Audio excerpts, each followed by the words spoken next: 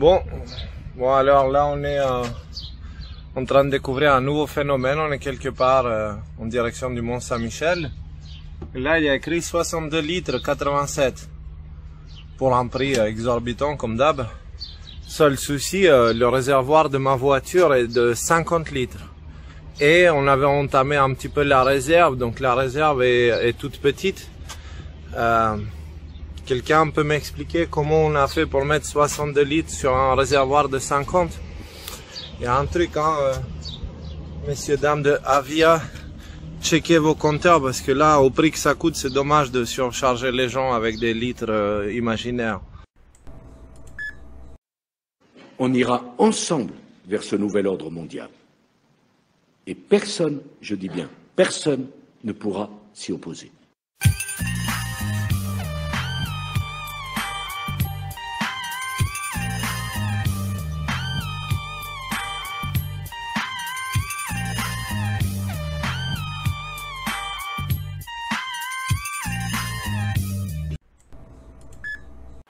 Voilà, hop, voilà, allez, je vous mets la vidéo tout de suite.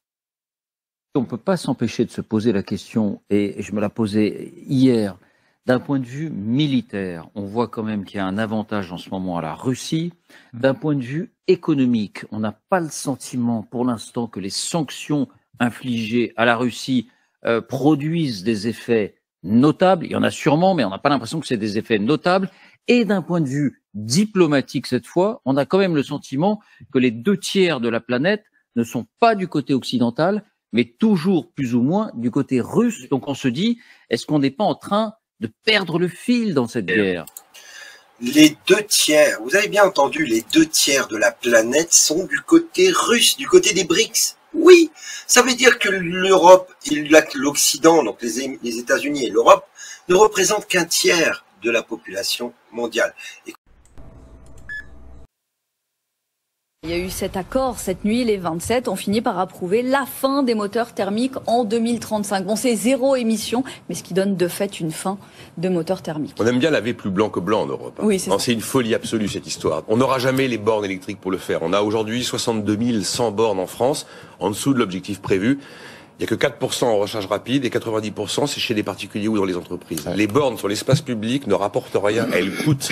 Il va donc falloir énormément d'investissements publics et donc c'est le contribuable qui va payer. Après, est-ce qu'on aura la production d'électricité? On est en train de nous demander de consommer moins d'électricité. RTE considère qu'il faut augmenter de 50 à 70% la production d'électricité pour pouvoir faire rouler en 2035 15 millions de véhicules électriques sur 40 millions de véhicules qui circulent en France.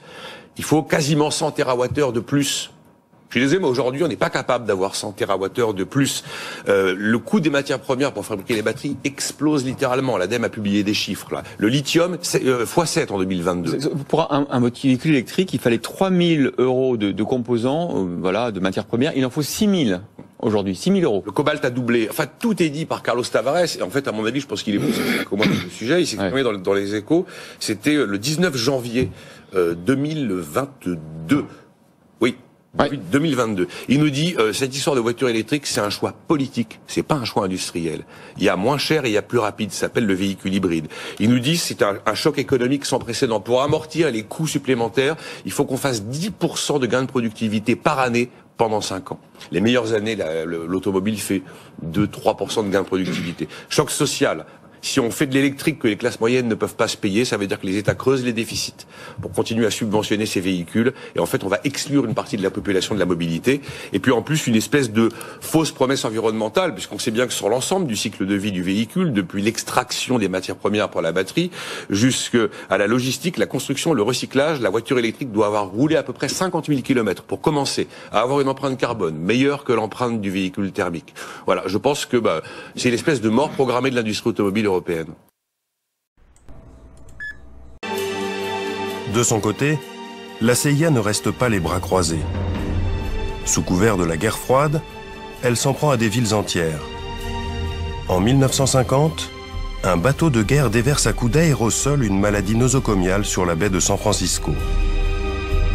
11 personnes seront hospitalisées, dont une décédera de pneumonie.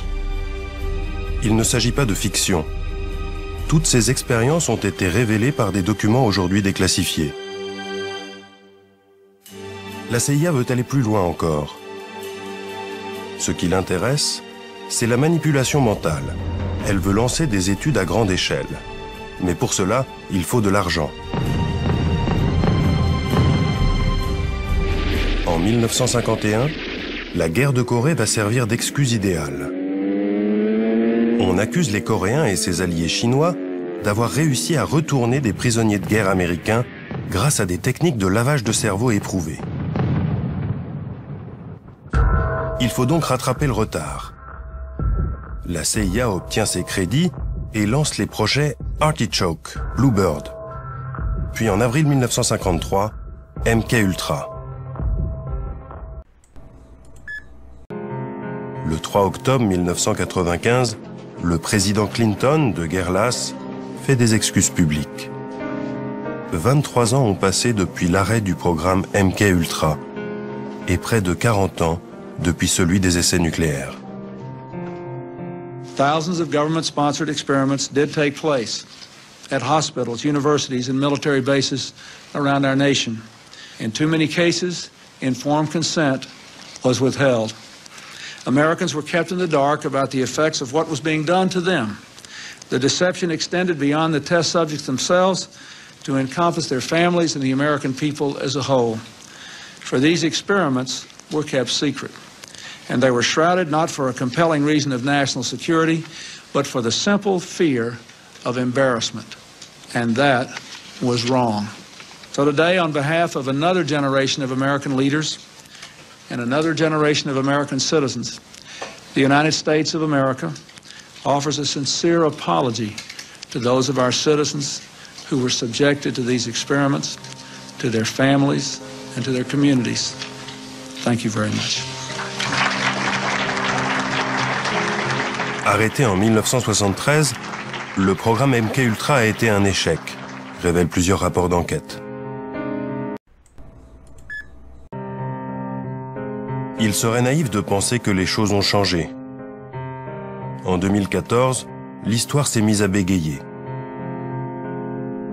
19 ans après Bill Clinton, Barack Obama, bousculé par les révélations sur les tortures perpétrées par la CIA, doit se justifier.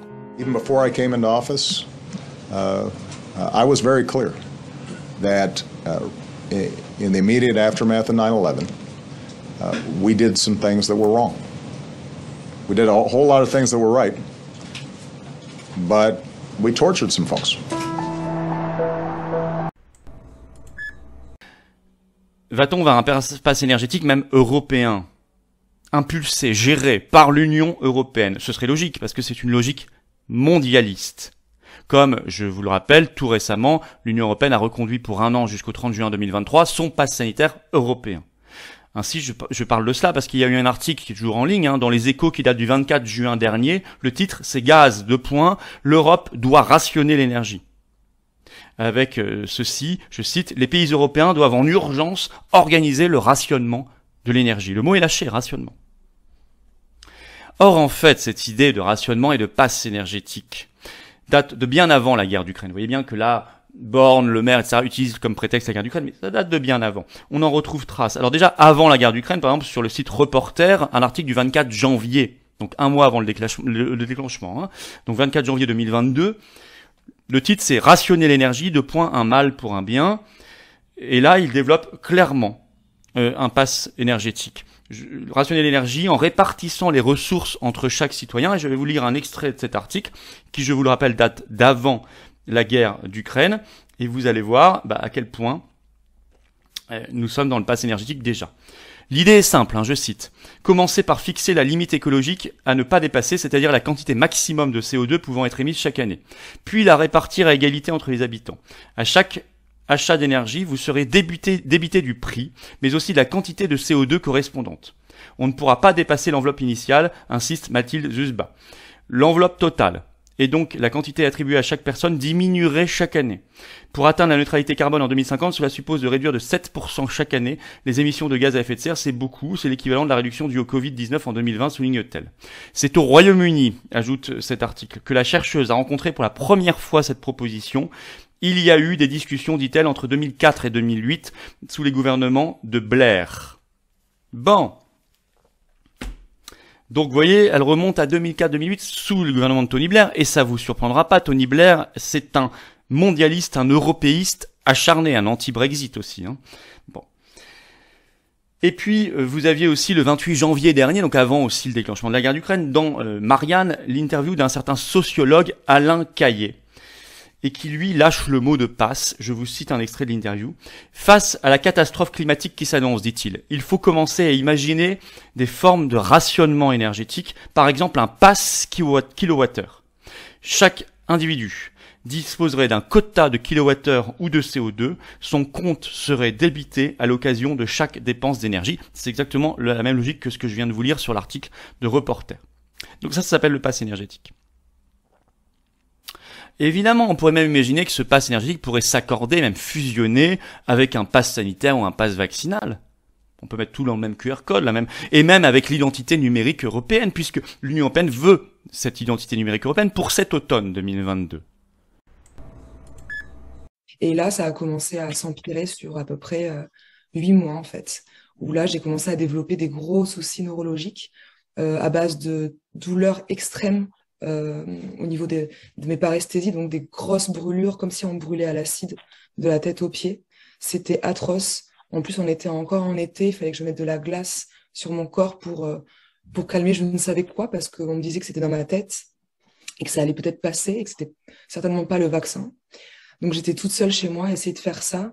En plus de ça, se sont ajoutés très rapidement la perte de mémoire, l'incapacité à parler, la dépersonnalisation, la déréalisation, des hallucinations claires, donc auditives et visuelles, des soucis visuels, donc le syndrome de neige visuelle. Je me suis réveillée un matin, je ne me voyais plus du tout comme avant. Je pouvais plus sortir sans mes lunettes de soleil. Je pouvais plus rien faire à part en fait rester chez moi sur mon canapé et souffrir en silence, sans être auscultée par qui que ce soit. J'ai appelé SOS médecins, ils m'ont ri au nez.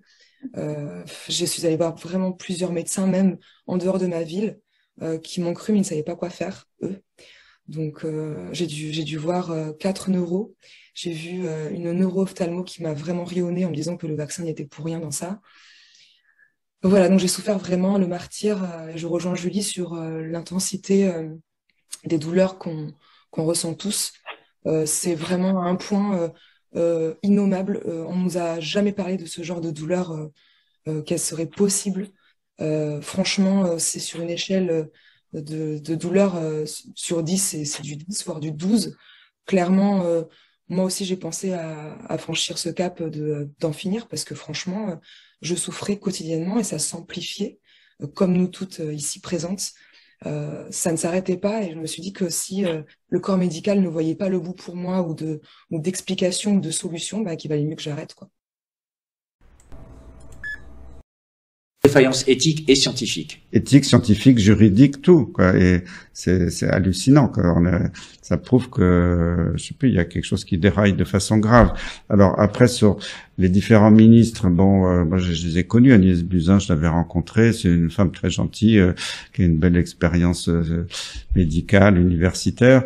Mais ce qui m'avait surpris, c'est d'un seul coup qu'on restreigne la prescription d'hydroxychloroquine quelques semaines avant que le virus n'arrive en France. Comment vous l'expliquez ça Je pense que tout ça a été planifié parce que c'est pas possible autrement. Quand on voit qu'Anthony Fauci, qui était le directeur du NIH, l'équivalent d'une branche de maladies infectieuses du NIH, qui est l'équivalent de l'INSERM un peu aux États-Unis, avait publié dans une grande revue médicale il y a quelques années, si un jour il y a une épidémie de coronavirus, l'hydroxychloroquine sera le meilleur traitement. Puis après, il fait machine arrière. Voilà. Après. Bon, Olivier Véran, je sais pas ce qu'il lui a pris parce que toutes ces décisions n'étaient basées sur aucune donnée scientifique solide, à part un petit groupe d'experts ou pseudo-experts qui le protégeaient. Mais moi, j'ai demandé, même une fois, j'avais téléphoné à Jean-François Delfrécy, le président du conseil scientifique à l'Élysée. Moi, je le connaissais bien, Jean-François. Je l'ai connu interne en 1978. J'ai travaillé avec lui plusieurs fois. Je lui avais dit, écoute, Jean-François, on n'est pas d'accord, mais accepte un débat public. Les Français aimeraient qu'il y ait une confrontation. Moi, je peux venir tout seul ou avec des collègues, toi aussi, puis chacun apporte ses arguments scientifiques. Il a refusé. Alors, pourquoi on refuse un débat scientifique clair, transparent?